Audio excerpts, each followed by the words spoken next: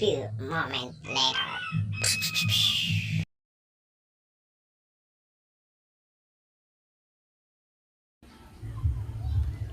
Mukhang mainit na. Kailangan na natin kunin. Okay na siya. Yan. Kunin ko na siya. Mainit na siya. Tapos pwede na natin i-cut yung bote. Yan. Ito. Yan. Pasok mo ng ganyan. Tapos ikot mo ng dahan-dahan. Dahan-dahan lang ng ikot. Yan.